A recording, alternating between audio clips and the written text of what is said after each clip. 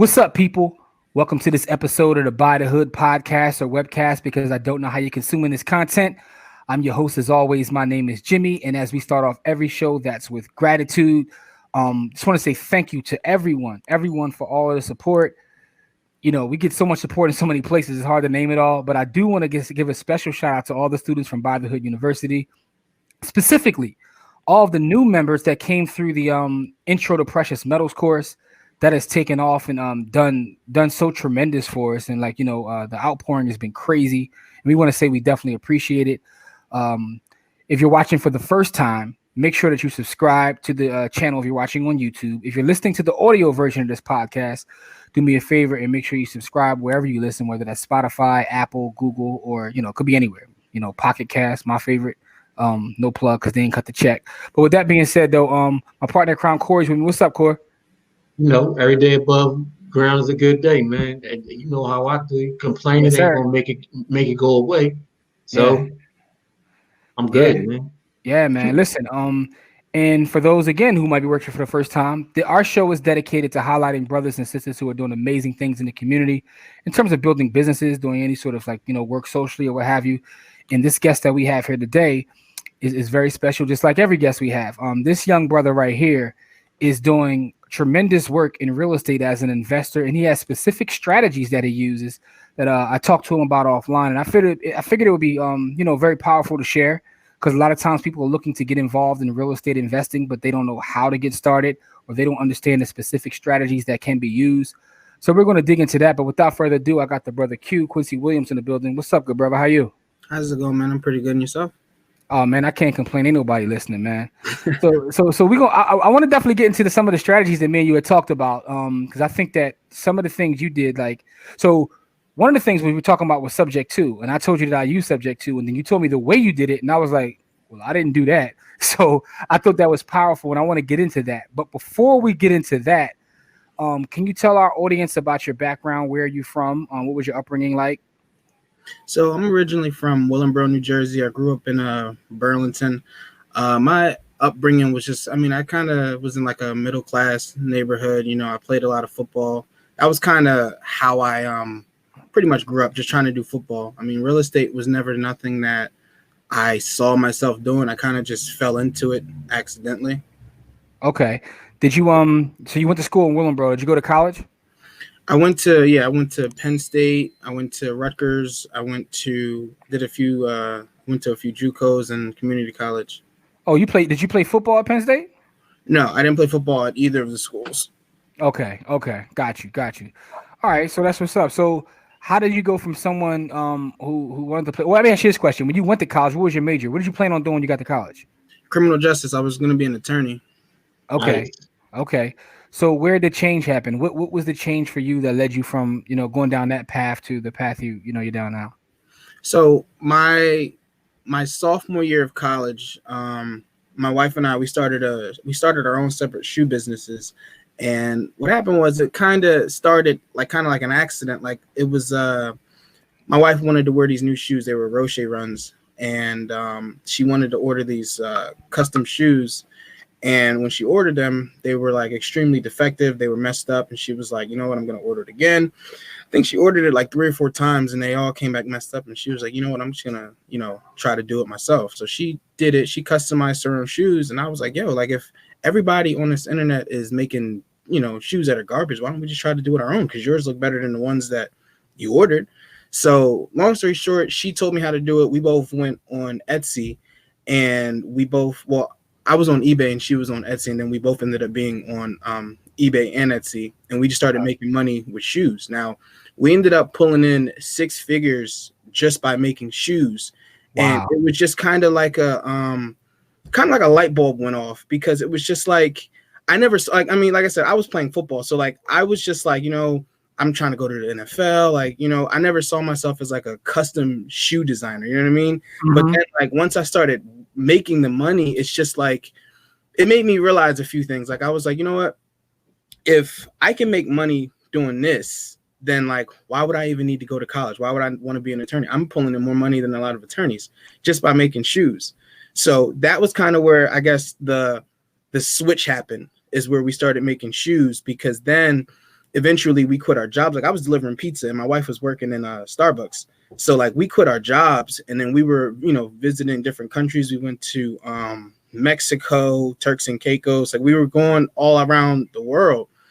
And her grandmother one day just kind of pulled us to the side and was like, listen, you guys got to either go back to college or get real jobs because like this isn't going to last long. You know what I mean? Like you guys can't just be, going, because we ended up dropping out of college too. So he was just like, you're dropping out of college, you quit your jobs and everything. Like, how are you guys what's going to happen if nobody wants to buy your shoes?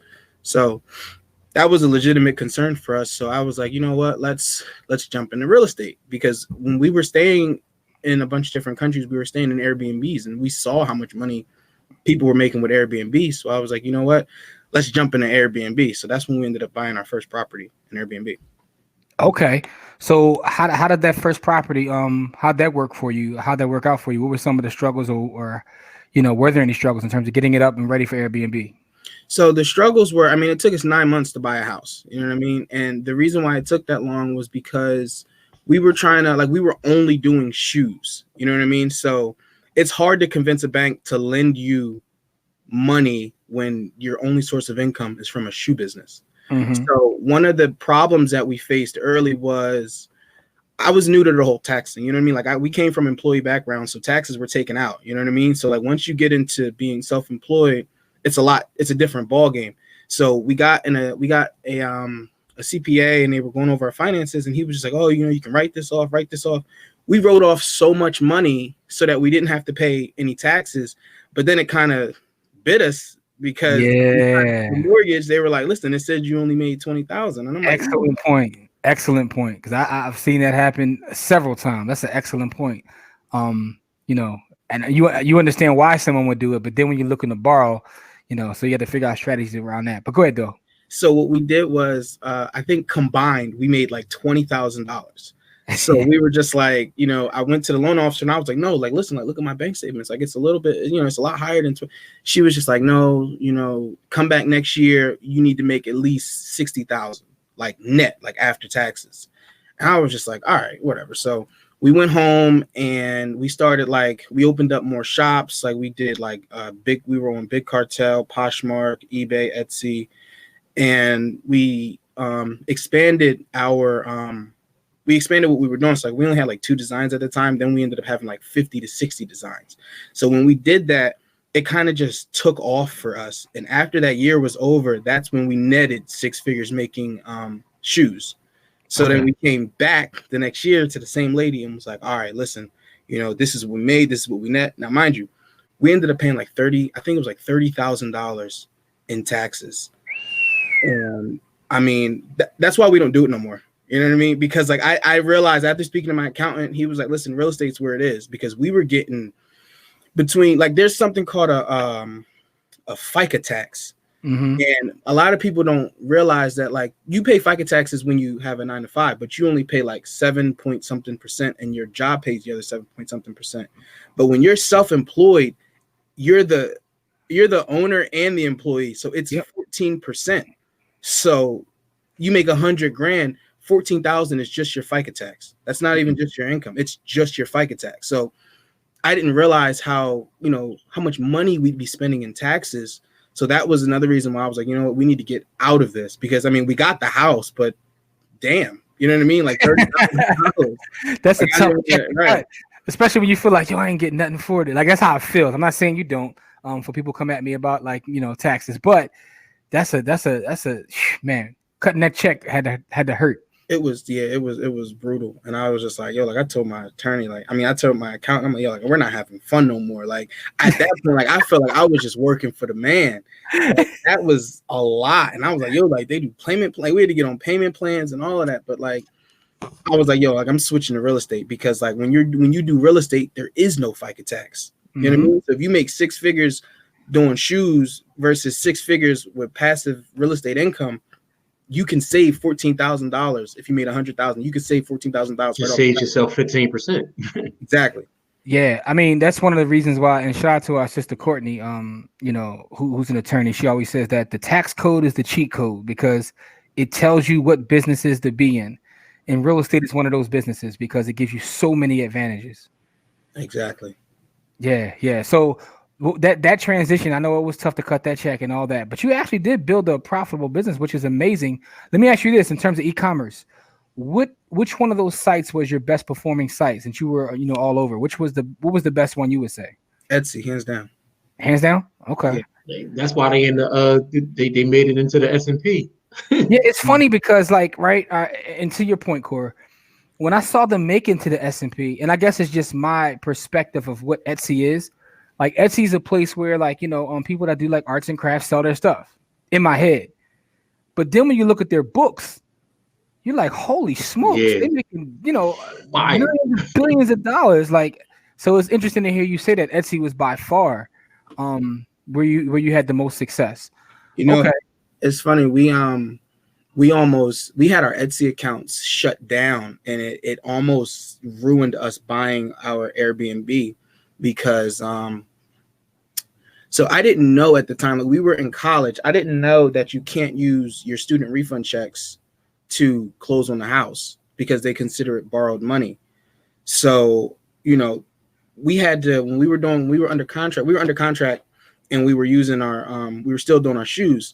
So what we did was when the loan officer told us that we can't use our student loans, I'm like, that's all the money we have to buy and close on the house. So I was like, the hell with this, let's buy. I'm going to just I created an account and I just bought, I think our closing costs and everything came up to like $13,000. Like down payment and closing costs was like 13 grand. I bought 13 grand worth of shoes on my wife's page. So when it came on her bank statements, it made it seem like we made $13,000. I didn't know that was that's against one of Etsy's policies. They called it shilling or something like that. Mm-hmm. So they shut both of our accounts down for that. And it was like we had to close within like 3 weeks or something like that. And the lenders would have figured out that we don't have any more income coming in because we had to give them like the last month worth of revenue. And if we're shut down, we're not showing any money. So my wife and I, we drove up to Etsy's headquarters in Brooklyn.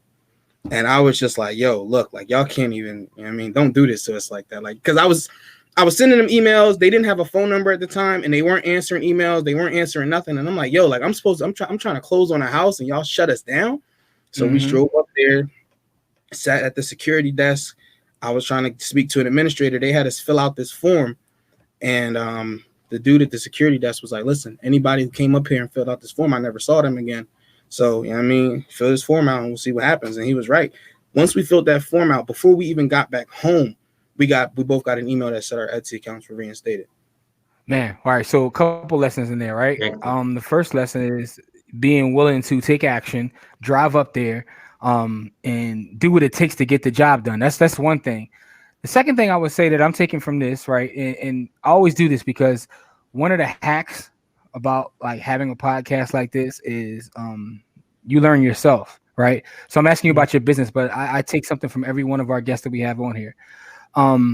But it's about owning your platform too, right? Now you said you've moved out of that business, but think about this for people that have huge followings, whether that's on Instagram, whether it's on YouTube, whether it's on Facebook. Someone could shut that down and then you lose your complete funnel to all of your customers, your audience. So for the folks out there that have a business, make sure you're collecting data on your customers. It's something that we're working on now, even with our merch. We sell a lot of merch, but because we're using a third-party platform, it kind of blocks us from doing that. So something we're working on too. But your story is the reason why, right? Etsy shuts you down. You have a 6-figure business, but now you no longer have a 6 business. That's crazy. That's what I was sending them an email. I'm sorry. I was sending them emails because I'm like, like at this point, we've been making money with them for like 3 years. And I'm like, y'all going to shut down, like y'all going to throw away 2 6-figure accounts. And then on top of that, it's like, we never had a job in those 3 years. So it's like, how are we going to pay our rent? How are we going to pay the bills? Like it really hit home after that. And I was like, I can't stay I can't do business like that anymore. Feel like you had something hanging over your head. You know what I mean? Like they had too much control of your business. Right. Yeah. And that's when people realize that, like with all these different like platforms that we're all doing business in, just to be cautious and careful with that. So with that being said, now you own the one property, right? So you have the Airbnb. So what was it like getting that actually set up and rented out? Like, what was that process like, or what was, how difficult was it? It was fun. I mean, once we had gotten an FHA loan with it, so we were telling them that this was going to be our business, and we went the FHA route so that we can only put down 3.5%. So we got in there and we lived in there for about a year, and we kind of used that year to fix up the property because it was like the property was just kind of like old, so like we were doing a lot of renovations and everything. And then we just started decorating and everything. So like getting it up and ready was just fun. And because we've already been like Airbnb guests. So like I already knew exactly like what the issues and everything were. Oh, that's the other thing. We weren't while we took that year to fix the property up, I didn't know, because we didn't know anything about hospitality.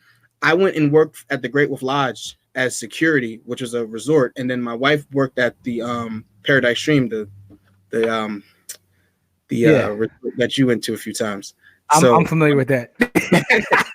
She worked there, so we wanted to just gain a bunch of experience because, like, I knew that, like, I mean, we've done customer service before, like, but I mean, we've done customer service because of our shoes, but hospitality is a different animal. So when we started working in the hospitality industry, I started realizing what the most common issues were, what the most common solutions were. And it was kind of like cheating because I felt like I was stealing information from the resort because everything that I learned in that resort, I turned around and turned it in and used it in my Airbnb. As you were supposed to. That's exactly what you're supposed to do with a job. That's exactly what your job is supposed to do. It's supposed to help you build your business because you're not supposed to work for them for the next 50 years and let them build their business off of you, and then you don't get nothing from it. Right. You did exactly what you were supposed to do. So you hit the hack on the head. You did it exactly the way it's supposed to be done. Yeah, Right. I mean, that's a hack. That's definitely a hack. When you look at you look at any industry, right? Whether it's like the tech industry, if you look at how many people that came from working from PayPal that now run huge businesses. I mean, even Elon Musk himself, right? He's just one. There's so many of them. That like the number of executives that's just one example. This goes all the way back to looking at people that work for JP Morgan that became their own bankers. Like that's how it's supposed to work, like Corey said. But it's also a nice little hack in that, right? You go there and you do that and you figure out what you want to apply to your business. That's actually pretty smart. Like, so you did that with intent. That was your idea. You said, let me go figure this out. Is that what happened? Like you really thought about that? Yeah. And so because I was just kind of nervous, like, I mean, I read a lot of books and I always heard that, like, failure stalks unprepared people. So like, I always felt like, if I'm going to get into something, I don't want to get into it, ignorantly. So I told my wife, this is what we're going to do. We're going to get in and start, learning how to, essentially run a hotel because that's what we're running. Yeah, that's powerful, man. Couple things real quick. One thing I just want to tell you guys real quick. I'm looking at like the startups by former PayPal employees, LinkedIn, which was started by Reid Hoffman, YouTube, which was started by Chad Hurley, Steve Chen. They all came from PayPal. Website Yammer, which was big at one time, Yelp, Kiva, SpaceX, and that's just a couple. There's a whole long list. And all these people worked at PayPal at the same time. So PayPal had all the talent. That's insane. And so what I wanted to ask you is, what did you tell your wife to help her get involved? So wait, what do you mean? So you said, it was kind of a hassle to get her involved when you first was trying to get it, when y'all was, looking to work at whatever places y'all were working at so y'all can learn how to do the hospitality business. So what was that conversation like trying to, get her to do, be involved in it? So the thing is, because we hadn't had a 9 to 5 in 3 years. So her argument was kind of like, I've been running my shoe business for 3 years. Like, I know how to talk to customers. Customers are customers. So I was just kind of explaining, like, no, like it's not, you know what I mean? Like, customers and guests are two different things. Like, we're held to a much higher standard in hospitality. And, I just had to convince her or just kind of let her know that, like, there's a lot of things that we don't know. And I don't like getting in this stuff that I don't know how to do. You know what I mean? Because, like, we can lose a lot of money that way. And we've lost money in the past just being ignorant. You know what I mean? So once I explained that to her, she agreed. Yeah, man, and that's dope. Piggybacking off that, piggybacking off that, I have a question too. Because you guys have built what you've built together. So my question to you is, how important is it to have a spouse, someone who's your partner, who's willing to get into the mud and build with you? Like, how important has that been for your business? Very important, because my wife will tell me things that like my partners wouldn't, you know what I mean? And then vice versa. So like we have the luxury of being blunt with each other. We have the luxury of just telling her how it is. And sometimes it's best to hear, the God's honest truth, from somebody, instead of, somebody feeling like, I don't want to step on his toes, or I don't want to rub him the wrong way by saying something. Yeah. That's Powerful, dope. man. Yeah, like that. Another cheat code, right? You got all the hacks. Like my man is the walking human cheat code over here. Quincy Q over here is the walking cheat code. He get it all right. Yeah. Like you said, I made the mistakes. Yeah, I lost a lot of money, but me and my wife, we sit down, we talk to each other, we say what it is, and then that help us get ahead. So you really getting way further ahead, because you really heeding all the advice that the cliche advice that people give. You heeding all of it. So right. I'm kudos to you, because you way better than me. Listen, the fact that you're willing to take a job within the space of something you're trying to build, that's a cheat code, right? I mean, you're learning customer service, all that's a cheat code, but then, having a partner and someone that's building your empire with you and that's blunt with you, that's another cheat code. So you got all the cheat codes, man. So now that you've worked there, got your experience, what was it like finally opening up your hospitality business? How was that? It was just like going to work. I mean, I got a quick little story. So like the first week of me working at the Great Wolf Lodge, like it's a funny story. Well, I mean, it wasn't funny at the time, but it's funny now. So I got after I was done training, I was told to, like, whenever there's like a noise complaint, or if anyone has issues at the Great Wolf Lodge, they call for security. So I'm always the face of the company when I go to these people's door. So my first week on the job, I knock on the door, and a lady was just like, she was upset because there were like socks. There was like somebody left socks in a room, and I guess the housekeepers didn't clean the socks before they turned the room over and had them move into the room.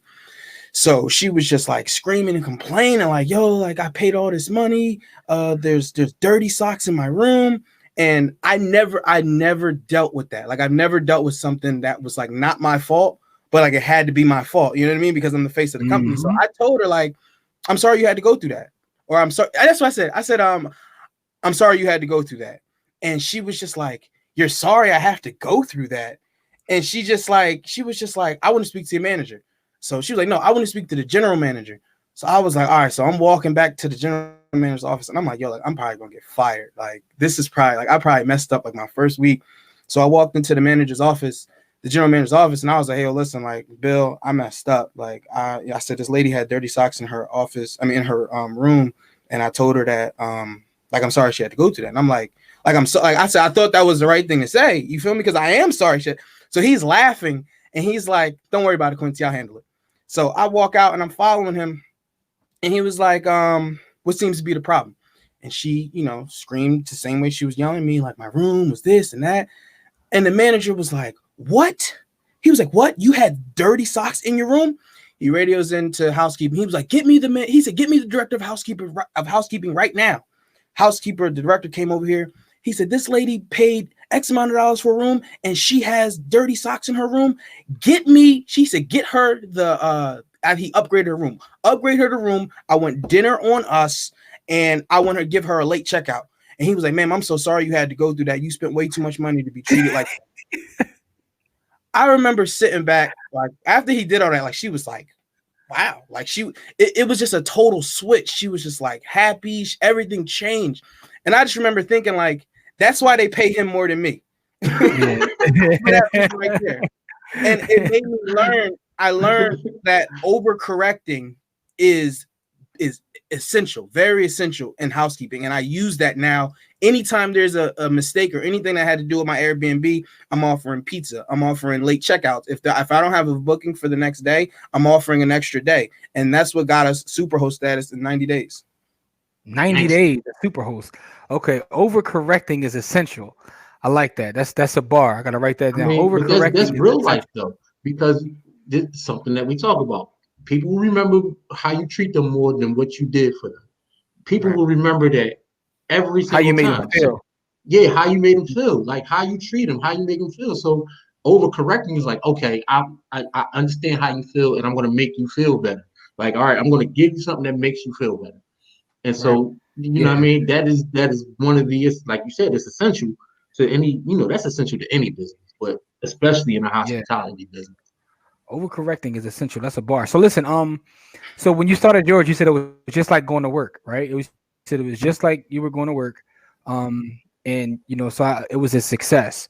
So now you have your Airbnb, it's up and running. How do you start to now get into more real estate investing and using some of these advanced strategies that you're currently using? After you had the one property and it's up and running, what was the next step to get you to, buy some more properties? So the next step was my credit had taken a hit while we were doing there because I was maxing out all of my credit cards and everything just with the renovations and spending more money and stuff like that. So like my credit had taken a hit and I knew that I couldn't qualify for another loan. And I knew that I couldn't have, I couldn't come up with 20% at that time. So I was just looking for ways to invest in real estate where there's no credit. So I was Googling like, investing in real estate with no credit. And I got, wholesaling and all that stuff. And then I came across a YouTube video that said subject to investing and like taking over people's mortgages. So I was intrigued by that. And I'm watching videos and like whenever I want to learn something, I just like binge watch YouTube videos. So at that time, I was delivering. I wasn't working at Great Wolf Lodge anymore. After once I started, once we were like a year into the Airbnb, I stopped working at Great Wolf Lodge, and I was just basically using that time to just keep learning. So like I was looking at YouTube videos on like YouTube. I mean on for like subject to. And I watched like every video on subject to investing to the point where like I felt like I knew how to do it 24/7 because I could just that's all I listened to. You know what I mean? Like anywhere from 10 to 15 hours worth of videos every single day. So once I figured out how to do it, I was like, all right, now it's time to execute. So I reached out to this guy on YouTube, Chris Haskins, and he's like the subject to guy. So like I bought a few of his courses, I got him on the phone and everything. And I was ready to do subject to. So I started sending out mailers and stuff like that. And I found a lady who was willing to do who was basically willing to give me her house. And it was so good that I had the knowledge basically like downloaded in my brain because she was asking me a bunch of questions and I already knew the answers to it because I was doing all of the research before I called her. So I ended up closing that deal, and that was my first real estate deal, and that was just kind of eye-opening for me. Like, oh my God, like this deal took maybe a month, and I didn't. And well, this deal I came out of pocket because I was doing what you were doing. I was actually funding the deal, and then I was just thinking like, yo, like how can I do this and not make and not have to come out of pocket? And then that's when I just kind of streamlined the business by using my back end buyers to fund the funding cost to buy the house. Yeah. So when I was talking to Q offline, we were talking about the subject to strategy. And subject to is when you're buying a property subject to an existing mortgage. And I gave him an example of a deal I did where someone was behind in their mortgage. I paid to get the mortgage caught up and they signed the property over to me. So now there's still a mortgage there, still in their name. I'm paying the mortgage, but I own the property. And it's a way to help someone get out of a bad situation. I've done that. So what Q was telling me is he's taking it a step further where he doesn't even have to come out of pocket for that upfront money. So just to give you an example to make the math easy, someone might be behind their mortgage and owe 15 grand. What I would do is come up with that 15 grand. You know what I mean? So what he's saying is he figured out a way to use back end buyers to put that money up for him. So you're literally, when you do that, are you then selling that back end buyer the property and taking a piece for you, like a couple $1,000s for yourself, or how are you structuring the deal that way? Go from that part and explain us how you actually would structure a deal. So when I have a property, what I call under contract, I'll say, okay, this person owes, let's say 15 grand. What I'll do is I'll tell them, I'll put in the agreement of sale that I have 60 days to come up with the 15 grand. So during those 60 days, I'm marketing the property. So I'm marketing the property 25 grand down owner financing. And I tell the lady, listen, like, I have a few partners who want to buy the property I have a few partners who are partnering in on this deal with me. So they want to come in and take a look at the property and everything to make sure that everything is sound. And they say, okay. So I'm running buyers in and out of these people's houses, and they say, hey, listen, this is what I want. I can definitely put down 25 grand or $30,000. So I'll sign an agreement of sale with them, take an earnest money deposit. And then when it's time to close the deal, I reach out to my attorney. My attorney will have these back-end buyers write a check to his title company. And then the title company will then, it's almost like a double closing in a way, but the title company would then write the check to the seller. And then the seller would deed me the property. And then I'm not deeding these end buyers the property. They're in my agreement of sale. I'm holding on to title until they make their 20-year payment. Oh, so you're acting as the bank essentially. She's deeding you the property and they're paying you. Exactly. So I'm the bank. And obviously I'm making more. If the lady's payment's $1,000, I'm making $1,500 for the next 20 years.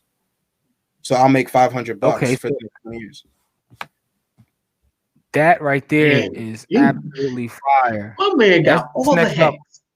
Jesus. Yeah. That's next level. Because I never thought to do that. Like, so that's combining wholesaling.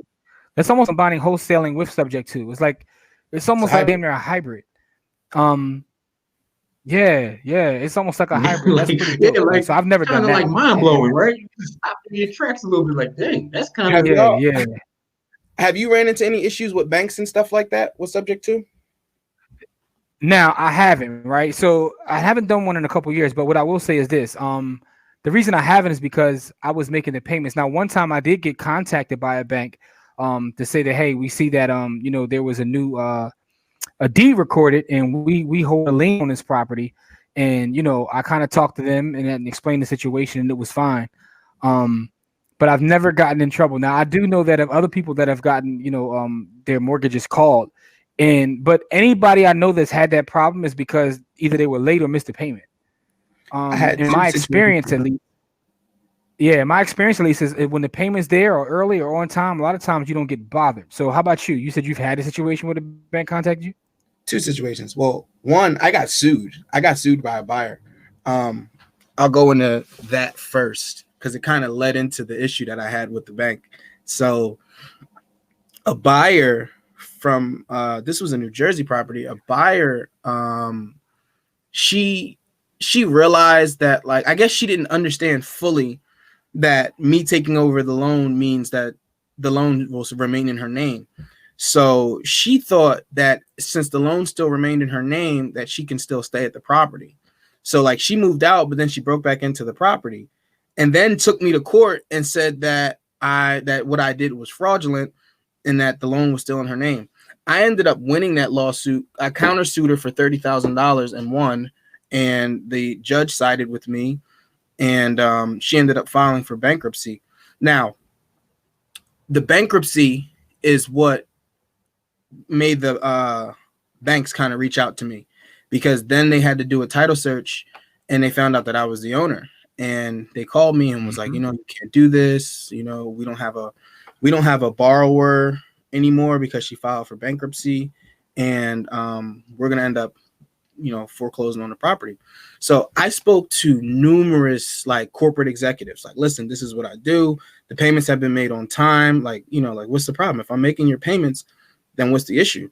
And they were like, well, the only issue is just that, we need someone to, like, they were like, we can refinance it to you. We could have you assume the loan. I'm like, no, I don't want to do any of that. Like, I want to just keep making the payments.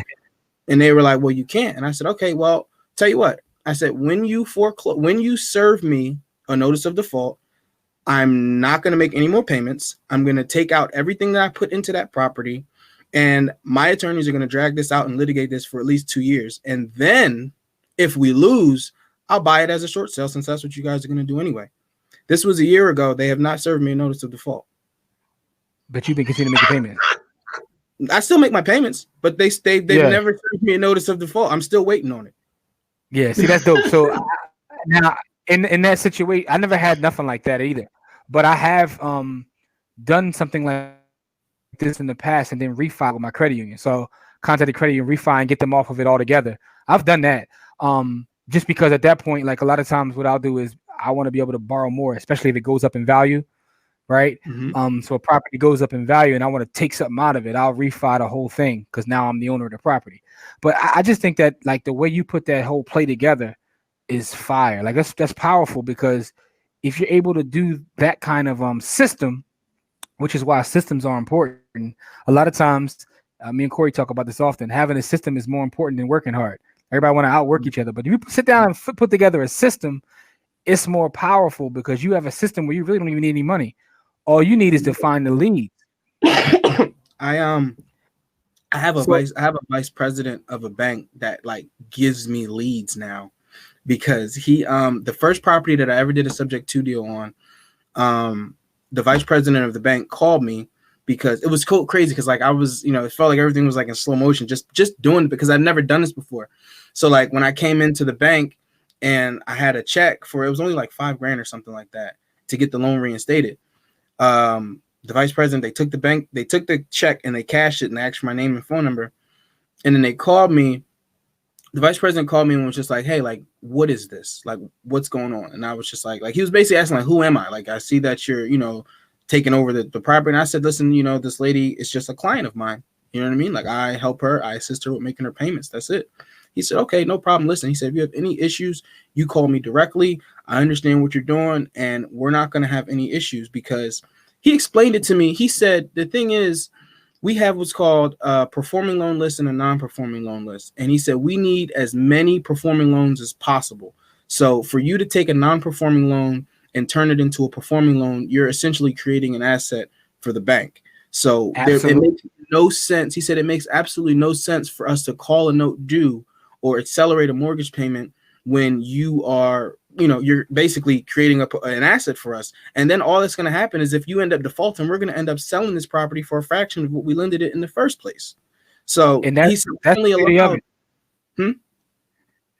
But that's what I was saying when I said the only time I've ever seen someone get their loan called is when they were late or missed the payment. Right? As long as they make their payment, you're doing the bank a favor, like because. Right. The way they run their business and what they're able to borrow and do like depends upon having those performing loans. So like I said, as long as you make the payments, the only time I've seen that happen is when someone like missed a payment or yeah. So my question is like, so now you figured this hack out and now you're buying properties, and that's even crazier because all you're doing is literally becoming the bank. You don't even have to fill it with tenants or nothing, right? No, tenants. These are my tenant buyers. Yeah, you don't even need tenants. My man, I want to be you when I grow up. Man, my man. I'm out of the landlord business. I'm in the bank business. You know what I mean? I'm buying properties. Stop. I need you to say that one more time real slow. You said, I'm out of the landlord business and I'm into the bank business. Say that for my audience one more time, man. I'm no longer in the landlord business. I'm strictly in the business of banking. Yeah, that's what I do. That's what I'm talking about. I'm getting people on these properties. Because see, the thing is, especially this whole pandemic was the best thing that ever happened because everybody paying me their pandemic money. I'm getting all kinds of $25,000 down, $30,000 down, $40,000. Like everybody's giving me their pandemic money to buy these houses. And there's more people who can't qualify for a traditional mortgage than there are people who can. So it's a huge business for people like me who have these properties, and I'm like $30,000 down, and they're like, okay, yeah, cool, definitely, give me the $30,000. I sit back. Since I'm not a landlord no more, I don't got to deal with leaky faucets. I don't got to deal with toilets. I don't got to deal with roofs. If anything happens on that property, it is not my business because I'm just like Wells Fargo. Oh man, this is amazing, right? Listen, as long as I've been in real estate and as much success as I've had, I love learning like new things, and this is awesome. This is awesome. So I took myself out the landlord business, and I'm now the bank. You got the best of both worlds. So let me ask you this question: in terms of being a bank, right? If you have a situation where someone is behind or they don't pay on time, how do you handle that piece? Listen, worst case scenario, I make more money. So if I end up having to get these people out in Pennsylvania, I can get them out in 30 days, and then I ask somebody else for another $30,000 down. Okay, yeah. So long as you have reserves, you can cover it, like, for the original note. For most people, yeah, it's like, so when you give me $30,000 down, I can pay a whole year's worth of monthly payments so that I'm always a year ahead. So if somebody ends up foreclosing and I get them out in 30 days, even if I got them out in 60 days, once I kick them out and I find someone else that's going to put down $30,000, I'm good. Yeah, actually, you come out ahead. Right. Yeah. He said, I hope you they come out never ahead. pay. Yeah, so right. I hope I never get paid. so let me ask you this, right? A majority of your properties now, are they in Pennsylvania? Are they out towards the Poconos, or like, what part of the state are you doing your business in? Majority Pennsylvania. I ended up doing a property in Virginia, and I'm looking to get a property in Tennessee now. I'm gonna start buying property all over now because I'm starting to just streamline this business, because I'm starting to realize I don't even have to I don't have to be at these closings. I can do everything online. I can send contracts via DocuSign. Like, I don't ever have to be there. Yeah, that's awesome. Man.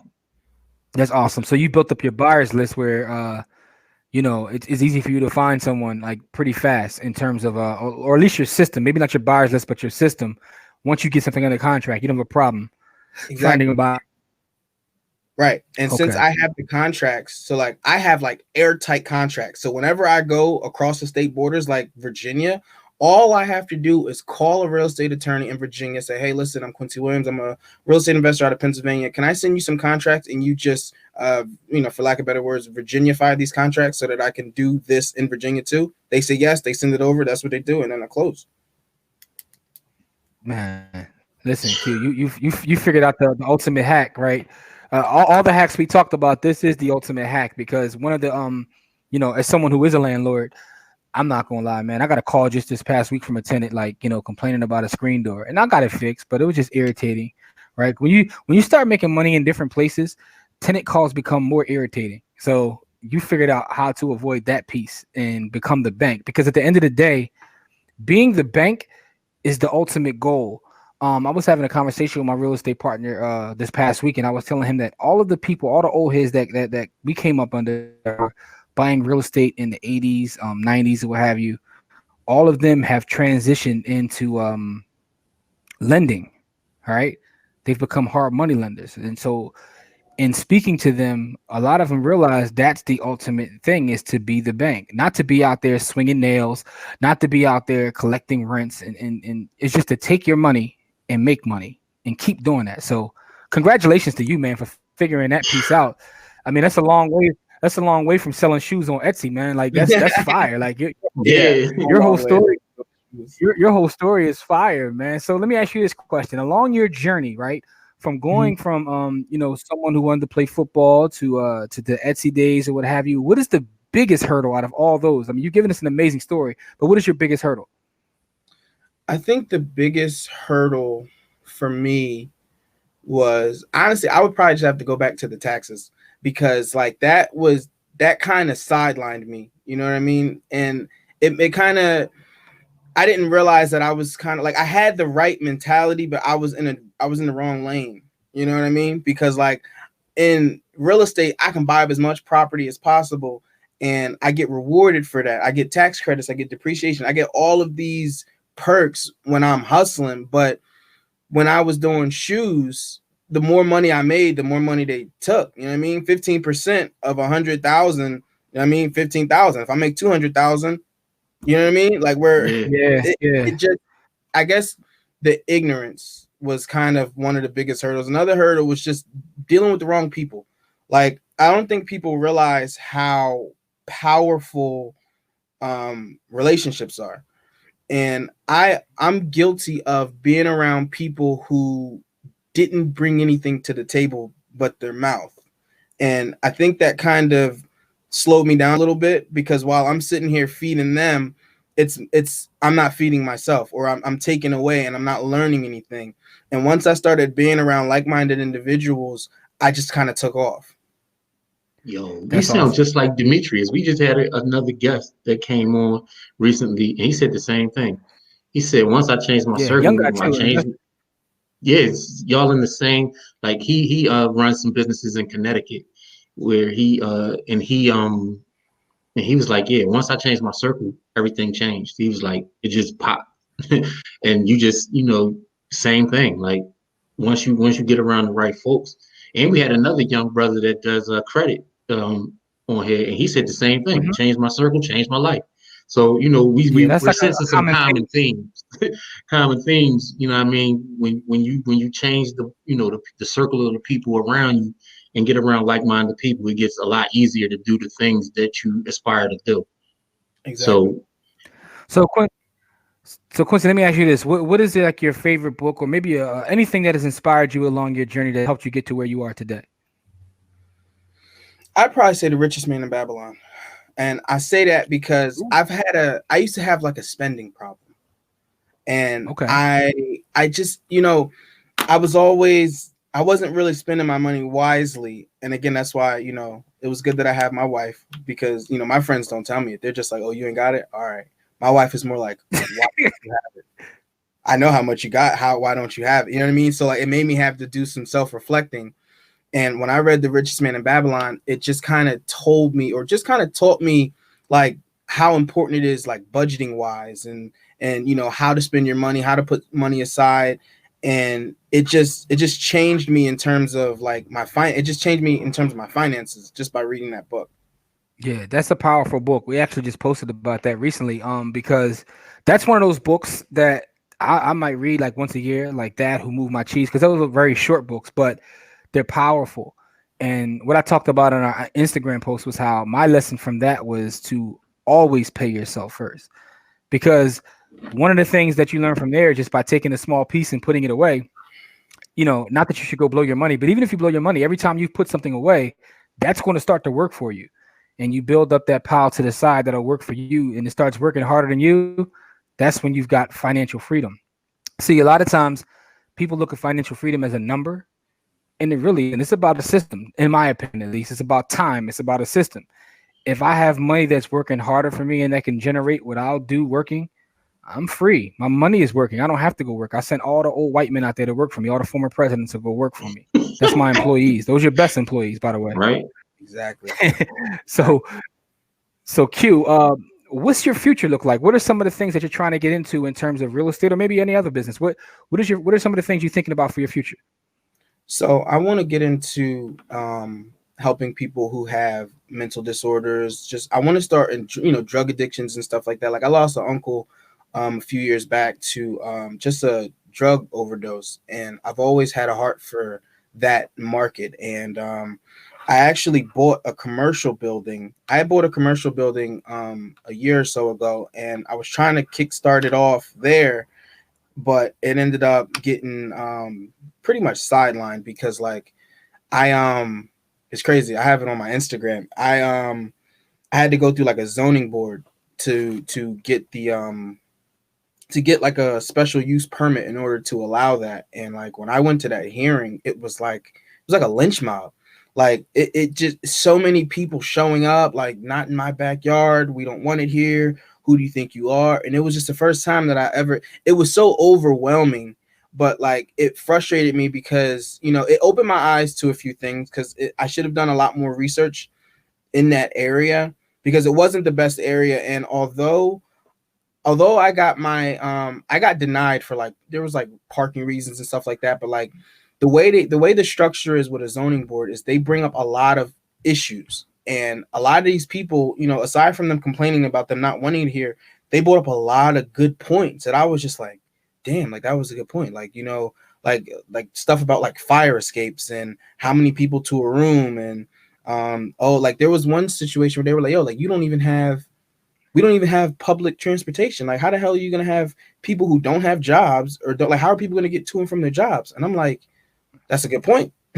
You know what I mean? Yeah. So my future, I want to get back into that, and I'm going to need a little bit more money to do. And that's the other thing I realized. I'm going to need a lot more money than what I have now to get something like that up and running. What area was this you were trying to do with this in? This was North Scranton. Okay. Okay. Okay. Got you. Got you. Because zoning boards can be. I know here in Philadelphia, and I had to go before zoning a couple times, but it's a little different, man. It's the RCOs, like the that you have to deal with. The community organizations, they be trying to shake you down, like, for them to sign off on whatever it is you're trying to build. I've never had anything like that. I can only imagine the backlash. I've had things like trying to take single family properties to multifamily, and even that was a pain. I hate the zoning process, but trying to do something like that, I can only imagine the kind of like nastiness that'll come to that, because people look at like, you trying to help folks that are less fortunate. They look at them as like, I don't want them near me, which is kind of messed up in the grand scheme of things. But anyway, that's admirable, man, and congratulations for what you've done thus far, and good luck to you in getting that done, because that's important, and I think is interesting. How old are you, by the way? 27. Whoa. That's awesome, man. Whoa. 27-year-old brother, and you're doing all these amazing things, and you're trying to give back, right? So you fit the criteria for everything that we're about, because it's not just about making money. Like, we don't even care about them per se. I mean, we do care about the money, but we don't care about the money. So what I'll say is, though, you're building wealth for your family, but you're also looking to help people in the community. So I think that's admirable, and give you your flowers while you're here. It's crazy. That's pretty dope. It's crazy. I started realizing that, like, when, like, I don't focus on the money aspect. Like, the money just seems to be the consequences of being of service. Like, you can't have one without the other. And that's kind of what I know. Is like, the more, like, it's good to be the bank to people, but I'm selling ownership. You know what I mean? So, like, I'm creating new homeowners by doing this. Even though I'm the bank, it's still them being a new homeowner. So, like, the more homeowners I make, I get rich by default. You know what I mean? It's the side effect. Yeah. Crazy. Yeah. And that's the crazy part, right? Because that's another hack, right? You got all the hacks, but that's another hack. The hack is not to focus on the money. The more people you serve, the money is just a byproduct of that, which is what you're saying. But He's good at focusing on that's process. in every aspect. Yeah, like you're good at focusing on process. Focus on the work. Yeah, like that's something most people aren't good at focusing on. Like they focus on the end goal instead of the process that will create the end goal. Exactly. And so, what you do is you focus on the processes that create the end goal that you want. So that's why you're a lot more successful than most people, which is, you know what I mean, just plain and simple. Yeah. So dope. Absolutely dope. This has been awesome talk, man. This has been awesome, and I hope the people watching this at home have taken value from this. I'll make sure to leave all of your links within the description so people can get in contact with you. I'm maybe going to pick your brain. First of all, I'm going to pick your brain because you've opened my eyes up to some things, and I want listen. I like to do different stuff in real estate just to see if like it's possible, right? Because one of the things about being creative with financing is you can do all kinds of things, and this is legal, right? And it's legal because you're helping someone. A lot of times when subject to deals, these people are getting ready to go through foreclosure, have their credit ruined for like Lord knows how long. It's a terrible thing for them, actually, helping them. But at the same time, you're helping yourself, and you're also helping the end buyer. They can move on with their life, the previous seller, and do whatever it is they want to do. And what I used to do with subject to deals, but I didn't do what you did. Like I said, I've never done that. So if they were behind $15,000, I would say, look, here's $1,000 for you just to go ahead and get started somewhere else. And then I would pay their loan off, right? But I own the property. So I would sometimes put money in their pockets. So to try to help them get like on with their life. But I'm sorry. The way you structured it, man, is mind-blowing. There's another thing that I started doing, and I did this with my last property in Virginia. This lady owed owed 20. It had to be like 20 grand. And I just felt like, I know I can probably find someone to give me 25 grand, but like, I just want to figure out a way if I can just, get less money or have to pay less money. I had her do a loan modification. She modified her loan. So the monthly payments went up probably like $50, and then I got $25,000 down. Oh, wow. All right. So let me ask you this question: how did you get one in Virginia? Right. So you're based in the Poconos outskirts of in Pennsylvania, but how did you get one in Virginia? I was on a site called PropStream, and I usually just search in different states and stuff like that, and start start making phone calls and everything. And then this lady was she was going through a divorce and she just didn't want the property anymore. And the property it's on my Instagram. It was so nice. Like it was like brand new, remodeled, everything. I'm like, yo, I know I can get $25,000-$30,000 off. And she only owned the property for like a year. So it was like a brand new house. Mm. Yeah. So here's my question to you. Did you even like go down there and see it, or you just did the whole deal from where you are? I did it from where I'm at. I had my end buyers go there. So my end buyers went there and was like, hey, listen, I want it. And I said, okay. We started signing contract from remotely. I didn't step into that property until I owned it. Wow. Man. That's awesome, man. That's My fire. man. That's fire. You gotta change the middle name to the Hack. Quincy the Hack Williams. Yeah. Like, you got all the hacks. All the hacks. Yo, shout to Prop Stream too. We had did a deal with them, but we never like really used it. But shout to Prop Stream anyway. Hack is so cute, man. I just want to get hold on. He was saying something about that, what the hacks are. If you can get people to modify their loan, then you can get $20,000-$30,000 for essentially nothing. Because now the loan's modified, you'll go from $1,000 mortgage to like a $1,070 mortgage. But now, I can now keep $30,000 and I'll still make, instead of making $500 a month, I'll make $450 a month. But at least I get the $30,000 up front that I can then put into another property. Exactly. Now you have $450. So you got 50 grand sitting in reserve, like in case anything goes wrong, or you don't even need it. You don't even need that high of a reserve. You take half of that, you can go buy something else. You still got a cash flow in 450. I mean, think about this, right? If you can cash flow 450, 500, how many of those do you need to replace your income if you're working, right? Let's just say for argument's sake, you make $5,000 a month. You know what I'm saying? Like all you gotta do is replace that $5,000. If you're getting 500, you do 10 of them. Wow, that's life altering info, yo. I got another info. Come on, bring it back. You got all that. Hey, listen, I was about to close the list. You got more hacks. We here for the hacks. So listen, for people who are listening who feel like, like my credit is bad, like I can't invest in real estate, I can't do this. What you need to do is find somebody, network with somebody that has good credit. Get yourself an LLC, make you a partner of the LLC, make them a partner of the LLC, and then they can sign the personal guarantee for the loan. And now they can then assign you the LLC. They're essentially, you could essentially clone your friends or clone your whoever has good credit and get property. I've done that too. Yo, you're a beast, yo. Absolute monster, yo.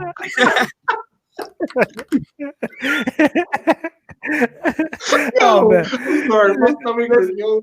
He is crushing the game with all the hacks, yo.